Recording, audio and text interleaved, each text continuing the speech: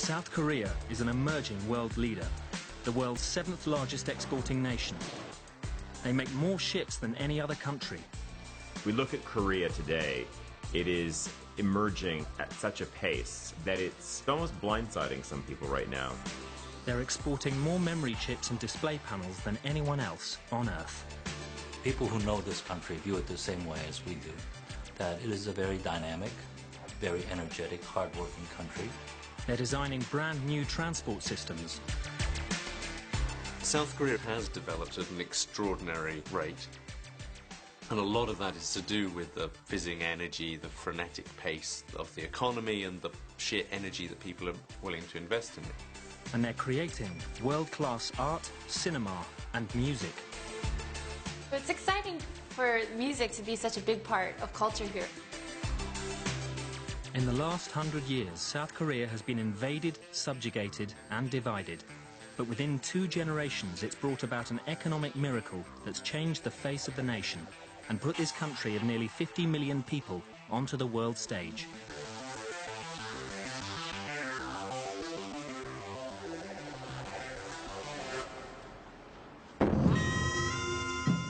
In the 7th century, 3 kingdoms came together to form Korea.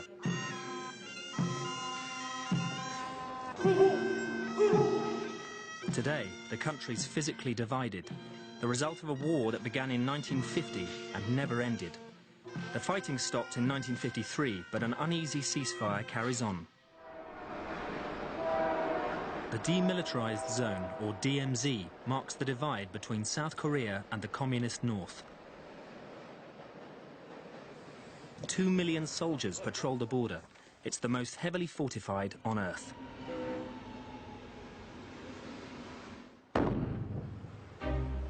Sitting at the end of a peninsula, South Korea is the size of Kentucky, with Japan to its east and China above North Korea. In less than 6 decades, South Korea has risen like a phoenix from the ashes to become an economic powerhouse with ambitions to match. On the international stage, it's hosted an Olympic Games, co-hosted the World Cup, and in 2010, it became the first Asian nation to host a G20 summit. President Lee Myung-bak welcomed the world's leaders to discuss economic and social issues. 구체적인 성과를 도출하기 위해서 노력할 것입니다. In the United States, where we're on track to cut our deficit. It put his country at the top table of international politics and highlighted the differences between the 2 Koreas. Koreans by nature are optimistic people. We couldn't have survived the war and the poverty had we not been optimists. But I think with one big caveat, that we have a huge challenge looming over the horizon that most of our peers in the G20 don't have. And that is the challenge of what to do with North Korea. We have the fear that this might lead to another conflict that destroys everything cheap. They've broken the armistice on numerous occasions. Most recently, the unprovoked sinking of one of our naval vessels, the artillery shelling without provocation of Yeonpyeong Island, the harassment, the threatening. All of this casts a very long, dark, uncomfortable shadow over South Korea. North Korea remains a secretive, totalitarian state. Run by a dynastic family who've controlled it since the ceasefire, it has one of the world's largest standing armies. North Korea, after the Korean War, was equally devastated, but having had an industrial base prior to the Korean War, the North Korea recovered faster, and even into the late 60s, North Koreans were relatively wealthier. Not a great deal, but they were better off than South Korea. But today, they're 1/30th, if that, of our GDP. South Korea is a country that was raised by war, and that total destruction of the war has given it a lot of the impetus for building from scratch.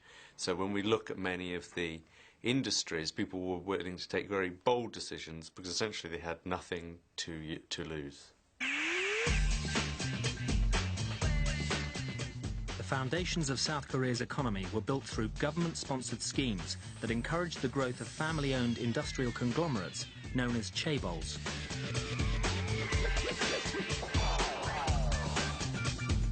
Two of the most globally significant chaebols that have dominated the country's economy are Lucky Gold Star, or LG as it is today, and Samsung. Samsung started out in 1938 as Samsung General Store, which was a trading company which sold dried fish and other foodstuffs. Our history starts from 1947. We started out as a small manufacturer of cosmetic facial creams for women. And then we ventured into other industries such as plastic materials, healthcare products, household goods, electronics. After the devastation of the Korean War in the 1950s, Samsung began to move into new business areas to help rebuild the Korean economy. Some of those included, for example, textiles and sugar refineries. Now, by the late 1960s, Samsung began to move into the electronics industry.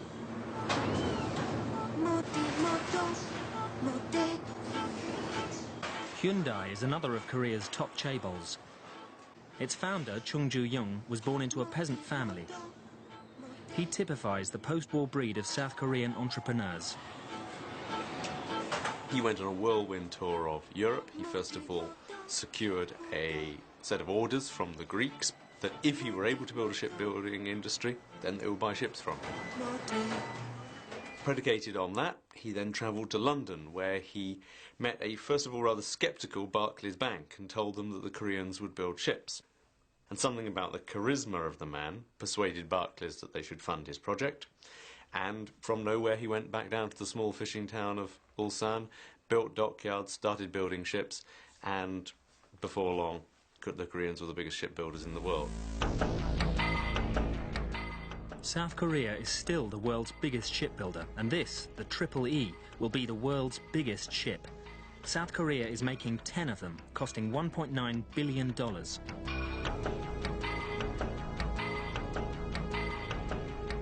As long as the Empire State Building is tall and as wide as an 8-lane highway, each ship can carry 18,000 containers, enough to transport 18 million flat-screen TVs.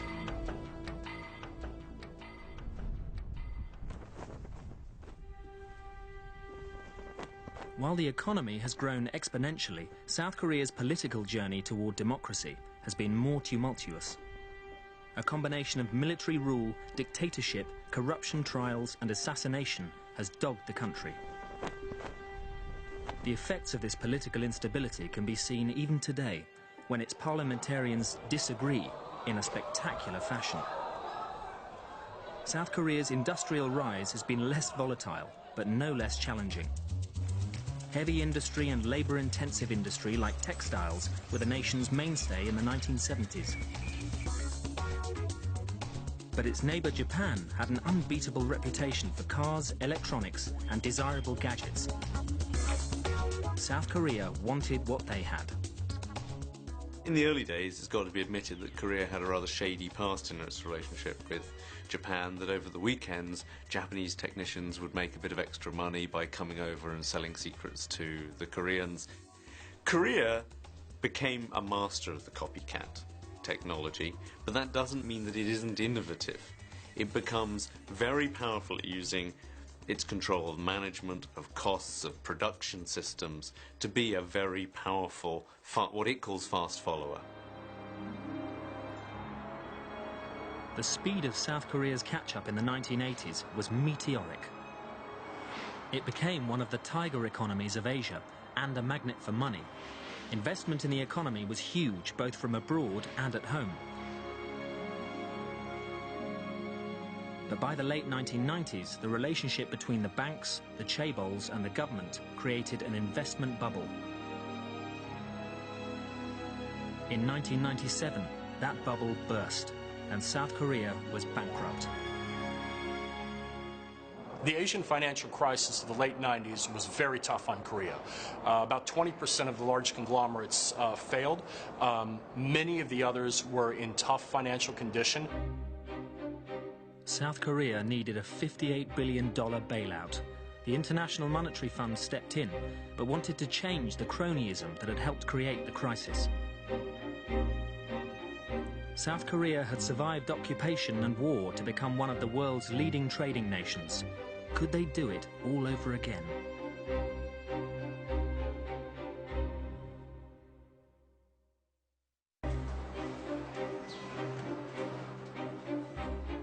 Looking at the gleaming cars rolling off this Hyundai production line at a rate of 12,000 a day, it's hard to believe that 14 years ago, South Korea was bankrupt. Back in 1997, to save their country's failing currency, 3.5 million Koreans donated jewellery and 227 tons of gold, which drove the global price of gold down to an 18-year low, but helped raise more than $1 billion and demonstrated how determined the whole country was to rebuild its fortunes. There is a sort of esprit de corps, I have to say, and there is a very strong Korean national identity. This monument symbolises the suffering of Korean families who can't return to the north since the ceasefire. This country has come so far so fast. It has to do with the separation of other Koreans on the peninsula. And it has to do with the sort of yearning to create a greater Korea, a greater presence on the world stage. I think that's the driving force. The International Monetary Fund's $58 billion loan to bail out the country came with provisos. The banking system was restructured and the chaebols underwent change. Hyundai was at that time part of a larger Hyundai group that was diversified enough that even though it had problems, its survival still looked pretty solid. And in fact realized that there was a good opportunity for acquisitions. That was the time that we were able to buy half of Kia, which at that time was the second largest automaker in Korea and was in real danger of failure. Buying Kia and the reorganization that followed the economic crisis took Hyundai from a car-making minnow to the 5th largest in the world. It's all a long way from the company's first car, the Pony.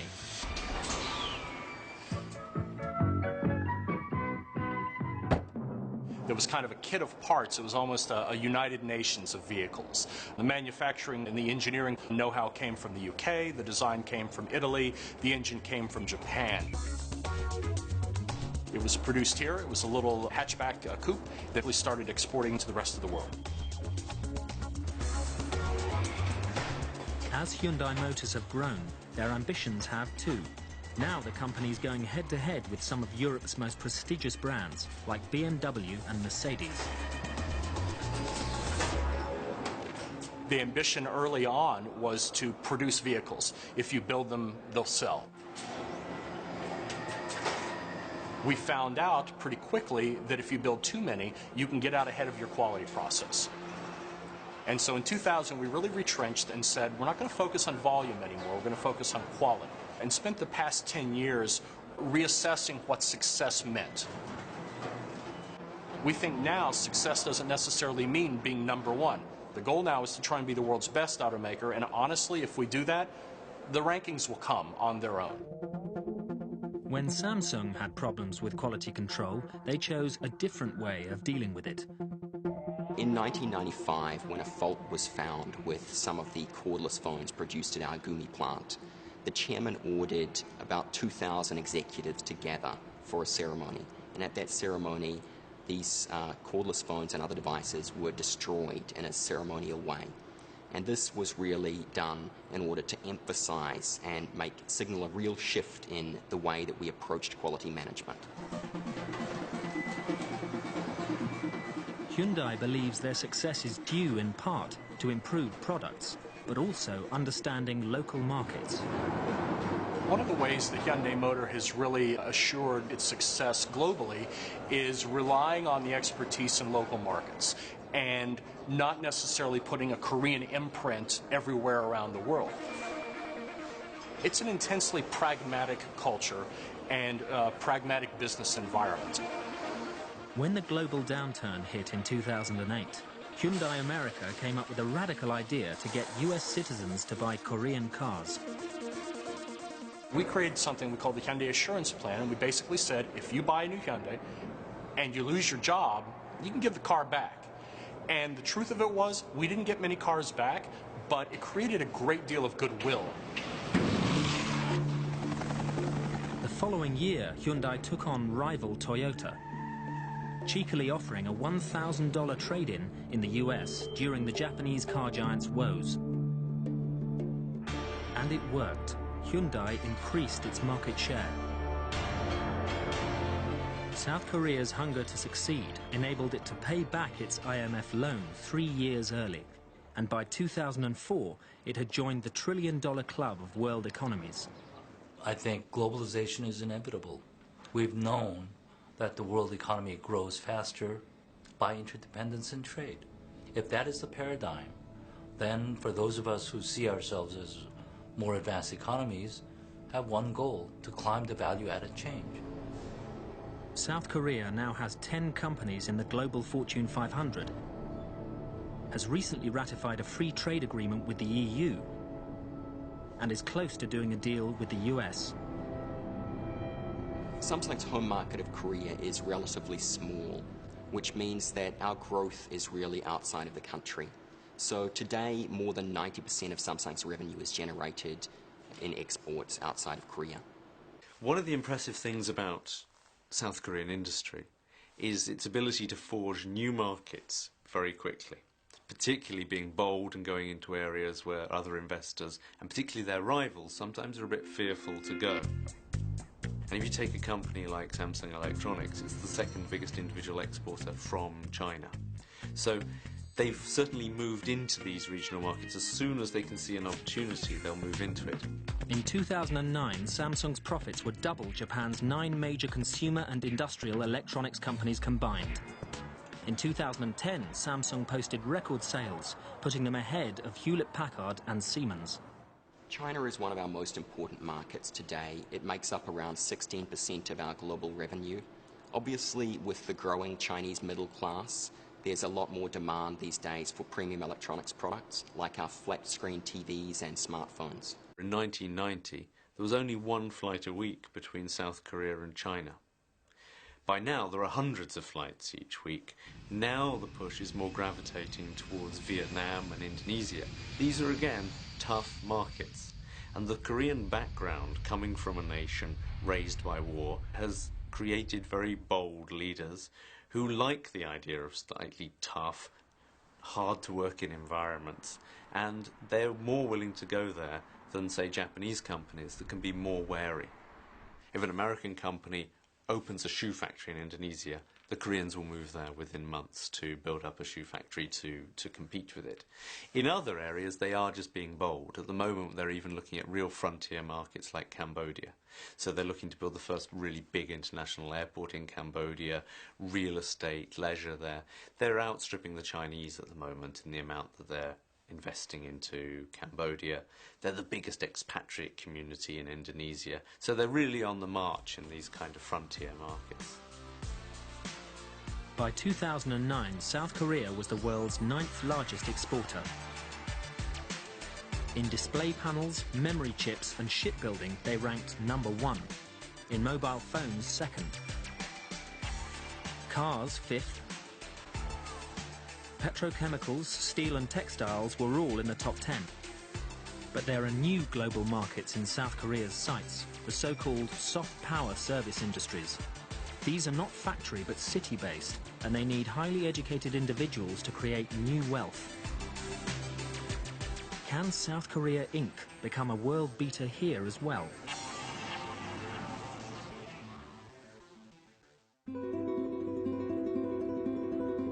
Just 60 kilometers from the border with North Korea, Seoul changed hands 4 times during the Korean War. Like South Korea's economy, it has been rebuilt and expanded, and is now one of Asia's international business hubs. Seoul's ambition is to compete with destination cities like New York or Paris. About half of South Korea's total population live in and around Seoul. That's 24.5 million people. But while the city's natural setting, the mountains and the Han River, are picturesque, Seoul itself is in need of a makeover. 그런 시절을 거치면서 사실은 When we were growing rapidly, it was difficult for Seoul to pay more attention to making the city beautiful. 역부족인 그런 상태가 한동안 지속이 됐던 거죠. 그랬기 때문에 불과 몇 년 전. Therefore, Seoul was regarded as a grey concrete city until 5 years ago. 오명을 벗어나기가 쉽지가 않았습니다. Part of it comes down to just the scale of the place. It's sprawling, it's huge. It has a legacy of a lot of particularly ugly housing. And the problem with ugly housing versus ugly office buildings is people live in ugly housing. So it's going to take a very, very long time to regenerate a lot of those areas. If anyone can do the regeneration, though, it's certainly the Koreans. The cultural legacy of the city is being rediscovered. This space is a reclaimed oasis in the car-choked streets to celebrate Sejong the Great, one of the nation's founders. This is the latest construction in the city's $102 billion project to make Seoul a design capital. 동대문 농장 터에 만들고 있는 DDP를 예를 들 수 있습니다. 그 공간은 We are currently building DDP on the land where Dongdaemun Stadium stood. The site has historical significance because there are the remains of a fortress wall and an army from the Chosun dynasty. 공간인데 This landmark building will house design-based businesses and become the fashion hub for South Korea. The site it sits in will be a green space in the city. 야구장과 축구장으로 쓰이던 공간인데요. 과감하게 We made a far-reaching decision to tear down the two stadiums and excavate the site to reveal our history from centuries ago. 살려서 지금 역사 문화공원으로 만들어놨거든요. 그리고 거기에 Now there is a history and cultural park of Seoul. 이 건축물은 지금까지 구현된 적이 없는 아주 Above the park, we are building a design plaza. We have employed cutting-edge architectural technologies to build this innovative design. 건축물이 지금 만들어지고 있습니다. Something else Seoul is determined to change is its traffic problem. South Korea wants to become the world's 7th green power within a decade. KAIST, the Korean Advanced Institute of Science and Technology, are developing a transport system to help them achieve that goal. OLEV, the online electric vehicle. The prototype buses and cars take up power magnetically from electric strips buried in the road. There are 4 supporting motors that are the same as diesel motors. The main motors sit at the back of the engine compartment. This black box is the battery. The size and cost of this battery is only a fifth of other electric buses' batteries.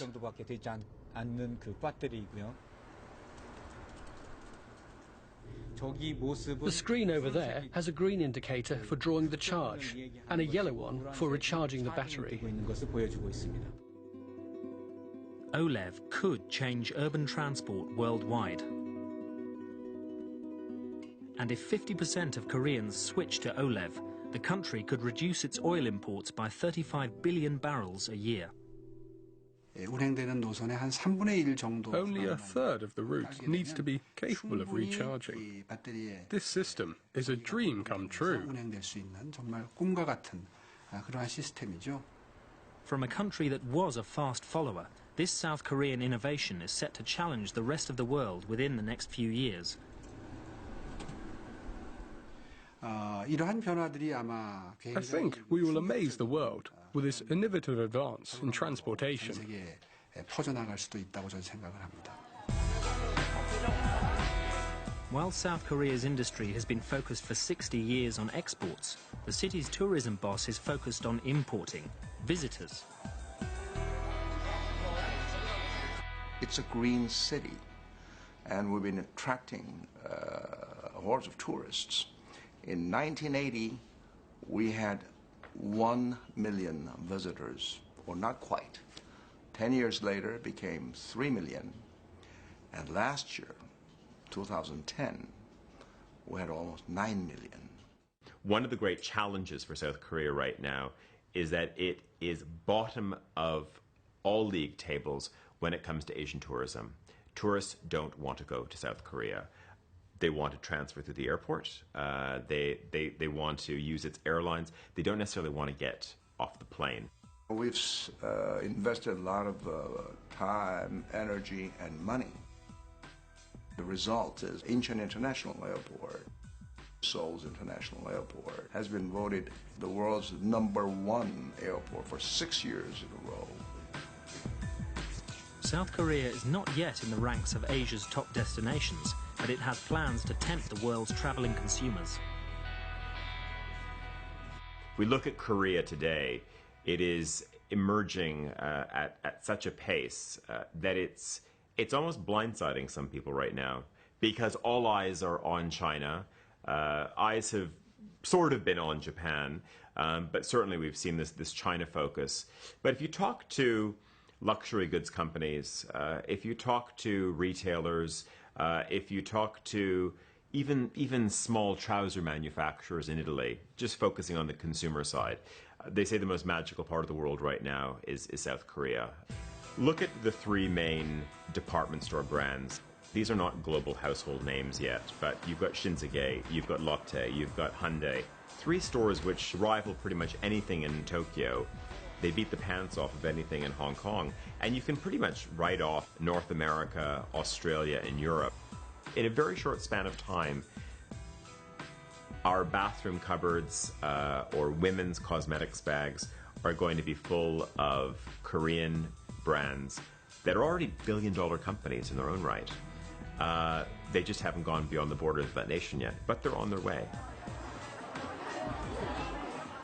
Millions of tourists do come, and thousands of people who work for multinational companies do stay.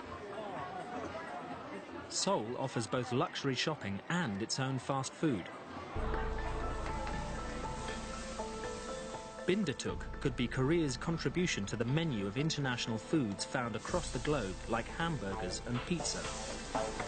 There are 3 or 4 things that the Koreans do incredibly well, which are also quite easy to transfer into a fast food format. Here is something which is taking fresh ingredients and mixing them together, and you've got the wonderful taste and the ease of Korean pancakes.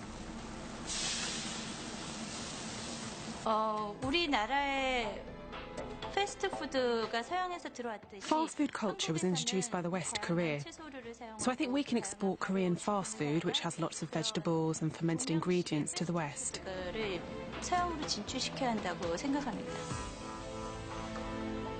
I think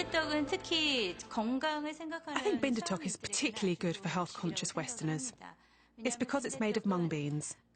It's a mixture of ground mung bean, pork, kimchi and vegetables. So it's low calorie but nicely nutty in flavour. Brand South Korea is becoming more of a reality, and Seoul is its shop window. It has myriad assets, from hot springs, of course, Korean cuisine. There's great shopping, there's amazing service. It has all of these things, but it hasn't been able to bundle together all of these raw assets into a strong, compelling national brand. When people are asked to relocate for work to cities like New York or Stockholm, lots of people think this is good news. So perhaps after 10 years, Seoul might become one of those cities where people want to live before they die. That's one of my hopes for Seoul. While Seoul is making itself more beautiful, underneath, the city's heartbeat is digital. It's the most wired city anywhere and has world-beating creativity coursing through its veins.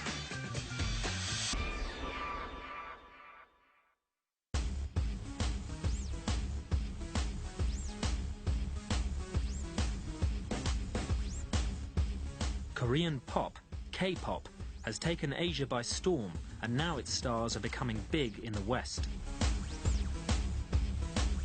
The Hallyu, the Korean wave, is a cultural phenomenon, and in the global soft power stakes, it's been called the country's biggest weapon.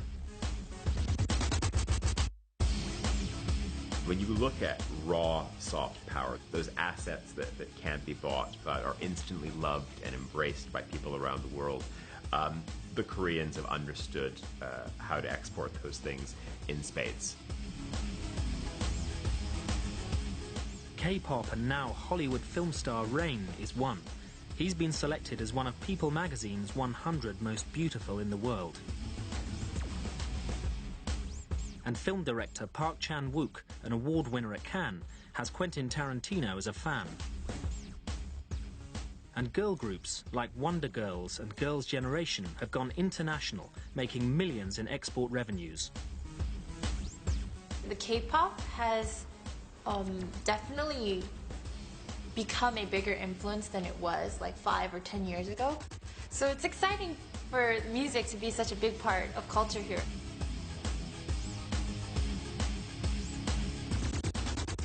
Thanks to the internet, you know, not just Asia, but all around the world. So it's been globalized, and I think a lot of the fans are around the world are enjoying the Korean music because it's easier to reach to, and it's entertaining. When you talk about exports, what gets out there quickly, what gets out there quickly in a wired world? Well, then we're talking about film, and we're talking about music, and we're talking about television. As well as K-pop, Korean soap operas, miniseries and films have won a huge following in Asia and across the world. Lee Byung-hun, star of Hollywood's G.I. Joe, has joined the ranks of other famous Koreans like Daniel Dae Kim and Kim Yoon-jin from US TV's Lost. And Koreans are making an impact in sport as well, like Olympic skater Kim Yoo-na, golfers KJ Choi and Pak Se-ri, and footballer Park Ji-sung, who plays for the world-famous Manchester United. I think the great appeal of South Korean culture from a pop culture point of view is, it sounds odd, but it's neutrality. I mean, the Koreans have become the acceptable, loved face of Asia.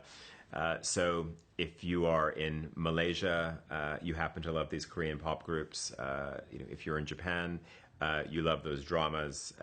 And if you're in Thailand, you like those actors and actresses. It's not only mass culture that has surfed the Korean wave.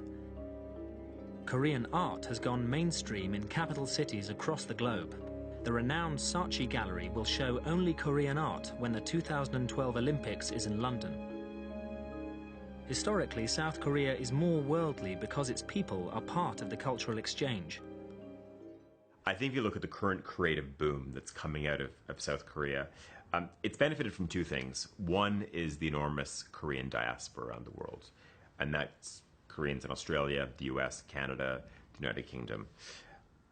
I think the other side, though, is education, just the sheer number of Koreans who go abroad to study. And what that brings them is a number of things. It's just exposure to different markets.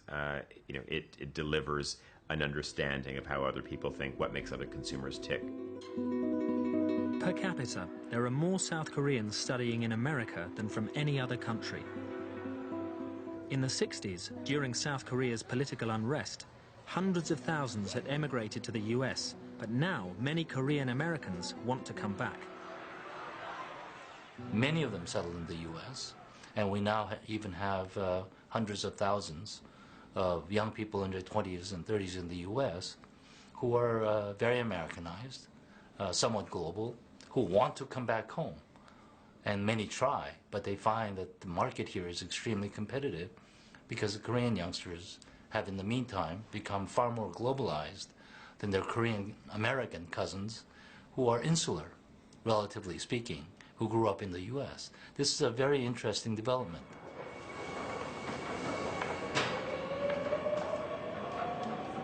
Another reason South Korea is so globally in tune is that the country is a trailblazer for high-speed internet.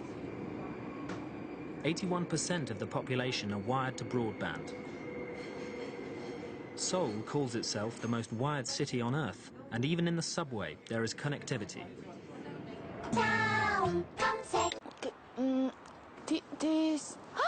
Look, we are here. First, Daum, meaning next, is South Korea's favorite search engine and social networking site. 4 out of 5 are registered users. And this new digital world is changing some traditional Korean aspirations.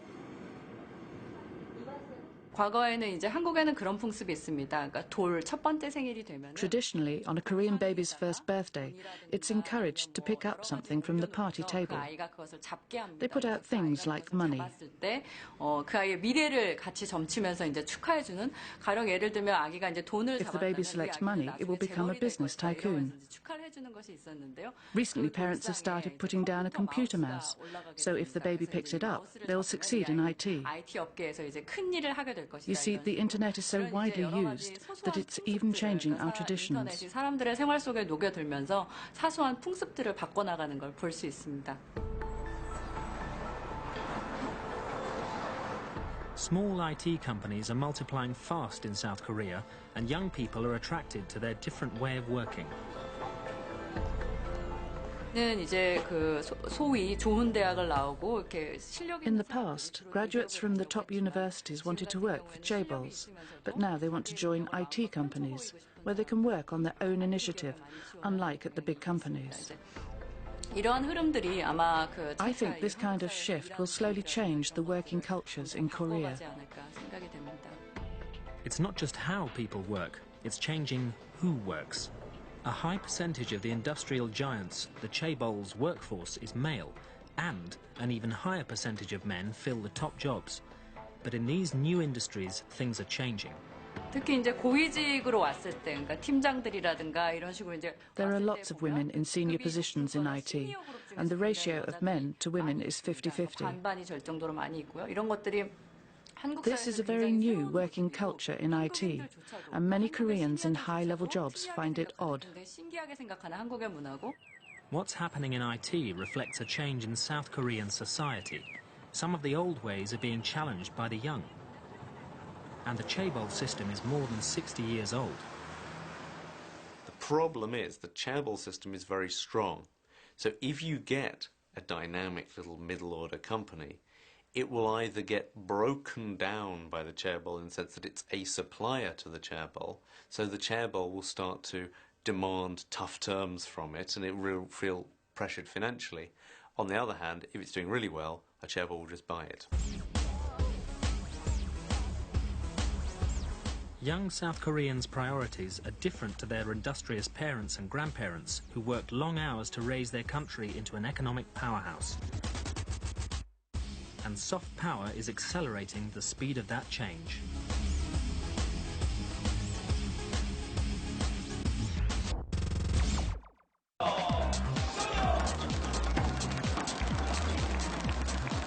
These Koreans are world leaders in online gaming. They're e-sport players, competitive video gamers, and in South Korea it's big business. A byproduct of the broadband boom, some 17 million Koreans are gamers, and hundreds of thousands watch their heroes in action. E-athletes pitch their skill at obliterating opponents, whether they're in the same room or across the globe. Matches are broadcast onto dedicated TV channels, and the top players' fan clubs are bigger even than many K-pop stars. Koreans love e-sport because we have a professional league and e-sport athletes are very competitive. With so many fans, I hope that e-sport can get even bigger.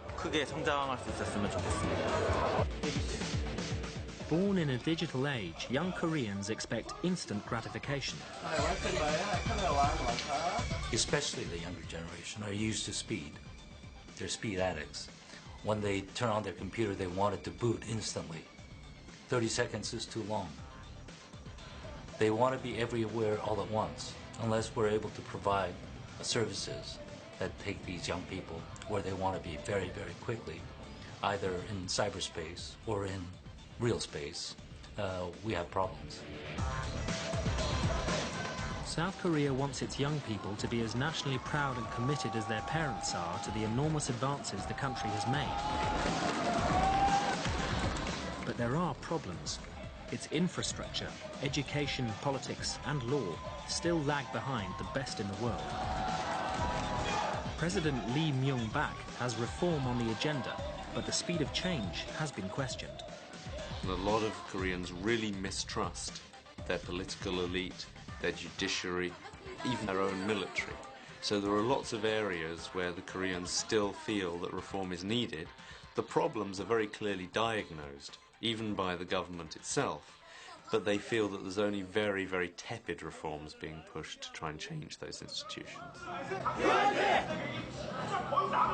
Socially, there was a great deal of pent-up resentment at government policies that didn't seem to provide for increasing amounts of welfare for the population as a whole. That is changing. The Korean government's public welfare budget has increased dramatically in the last decade and a half, where today it takes up the lion's share. This big industrialization, though, does have a dark side to it, because although Korea could be incentivized to work like this, it became almost a compulsive working society. People became addicted to their work, and in many ways they still are. In modern era, one expression has become synonymous with Korean character, 빨리빨리. It's a hurry, right? It's been a hurry culture with its positive and pejorative connotations. I think we have learned from this. A lot of these things we have achieved in such a short period of time is because of hurry and 빨리빨리 culture. For Korea to move forward in some ways, it needs to take a step back. Its education system and its companies are locked into a certain way of thinking, of rote learning, of mass production, and there needs to be a sense of how do we incorporate creative thinking, innovation, different types of companies into our economy. How do we allow the middle order, more innovative companies to stand on their own and not be eaten by the chaebol. But even as they begin to address their social problems, South Korea's political ambitions are starting to be realized. When President Lee Myung-bak hosted the G20 in 2010, the country believed it was time they were recognized as one of the world's developed nations, but with an awkward history.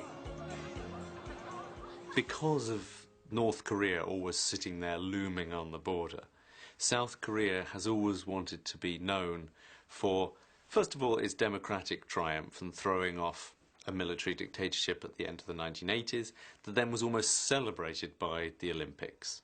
Then, later in 2002, we have the World Cup shared with Japan, which they saw as another great coming out festival, which again so upset North Korea that they tried to upset it with a naval battle off the coast at the same time.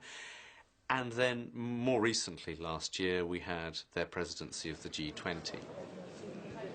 At the G20, the South Koreans presented an initiative suggesting a different way to give aid to underdeveloped countries. The head of the IMF praised Korea for its intellectual leadership. Now, we spent a lot of time in the history of Korea looking at Korea as a nation that was a fast follower, that was master of catch-up or being a copycat. So when he went out and praised some of the economists from Korea as being intellectual leaders, that was something new. I think over the next decade, we're certainly going to see more and more spheres of life where the Koreans are giving leadership, ideas and creative thinking, fields where we haven't even seen them before.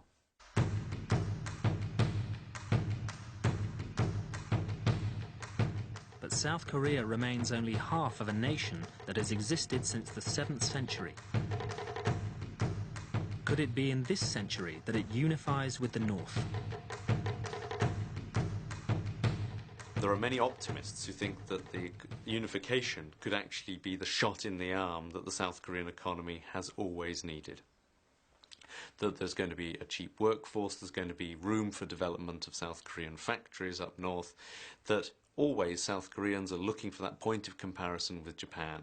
Will unification be the thing that gives us that extra fillip and brings us up to the level that the Japanese are at? Even without unification, to progress and get that competitive edge, South Korea needs its trademark on products to be as nationally strong as French perfume, German cars, and Japanese technology. Once upon a time, Samsung, they fought purely on price. Now they fight on design and service. It is our technology that made your life smart.